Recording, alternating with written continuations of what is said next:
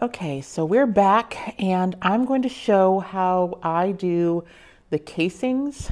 And this has been a lot of trial and error. As you can see with this particular brand of shoe, the casings did dye okay, but there's still a bit of a difference between the shoe color and the casing color.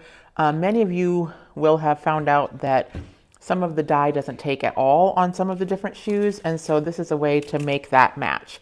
Now, I've tried a couple of things in the past. I've done Sharpie markers. Sometimes the tone of those is a little hard to match. I've tried using a different type of dye, and that was not workable either. And in the end, what I figured and found to work the best is acrylic craft paint. So what I'm doing right now is finishing masking up this shoe. So this is a craft paper tape that you have to do kind of little tiny pieces to get around the curves of the shoe.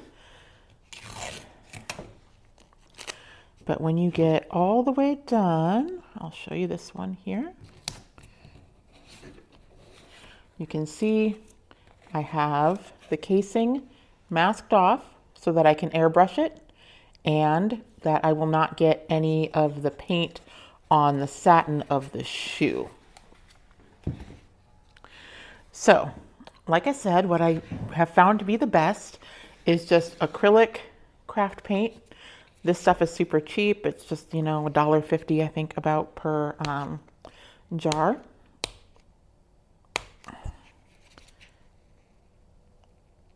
There we go.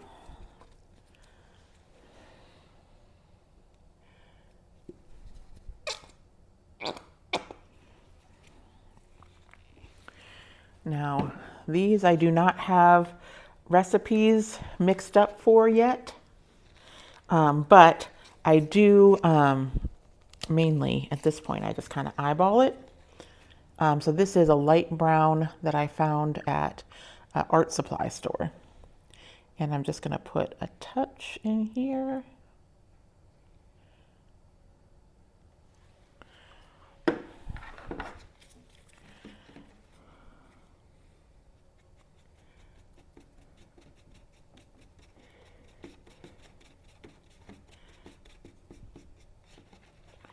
And it looks to me like it needs a little bit more brown.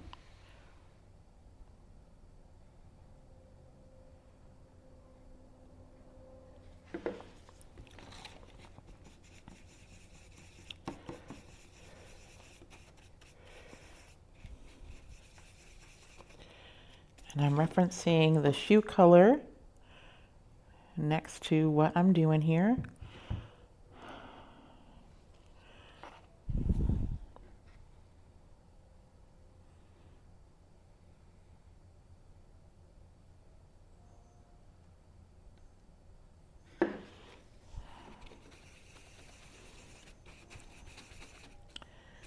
Okay, that's looking correct. You can see. Now, the problem is, of course, mixing it with this sponge brush just soaked up a bunch of it, but that's okay. This is the right color. I'm going to add some of this airbrush thinning medium because I need to get it thin enough to airbrush.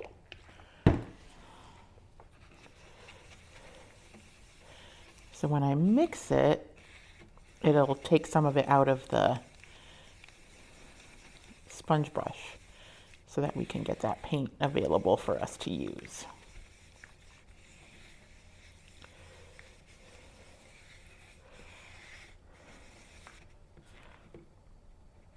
And I'm just squeezing the excess out of the sponge brush. And I like to use a paper bowl because when I go to put this into the airbrush, I did clean this out between this and the last time you saw me. I can just squeeze the corner of it, make a little bit of a spout.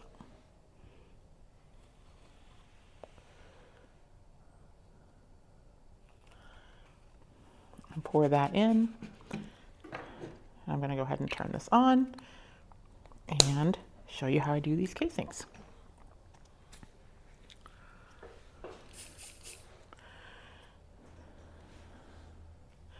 All right, so again, holding it with the shoe stretcher.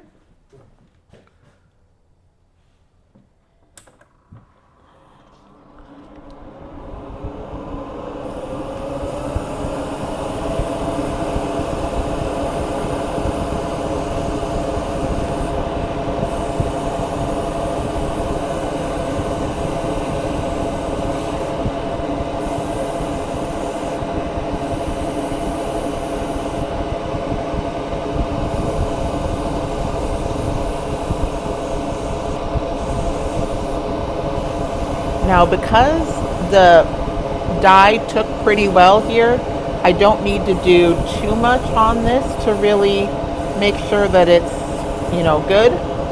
I just like to make sure that it's matched up as much as I can and kind of get the top edge just a little bit, because that's the edge that's going to be going up against the tights and you don't want to have that look weird. All right, so that's enough for that one.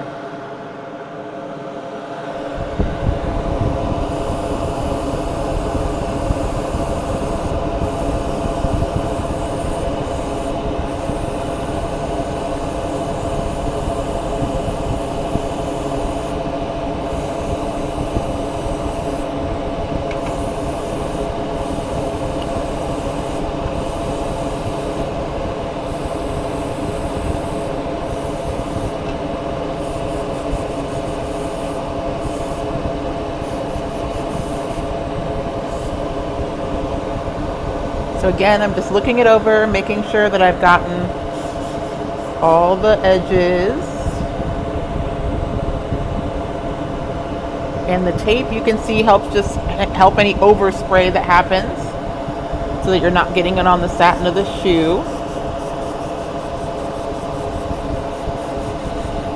And remember, if you ever have an artistic director that prefers a matte finish on the shoe, I have a way of doing that as well.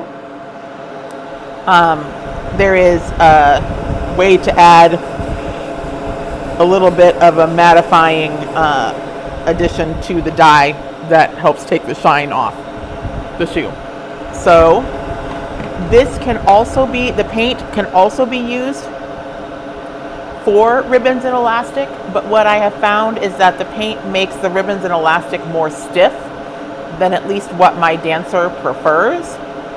So that has to be done with yet another process of dyeing the ribbons and elastic on the stove. So this is my easiest way of dealing with the casings.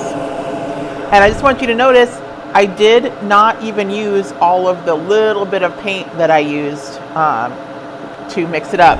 You just do need the airbrush thinner and the usually 2 colors of paint.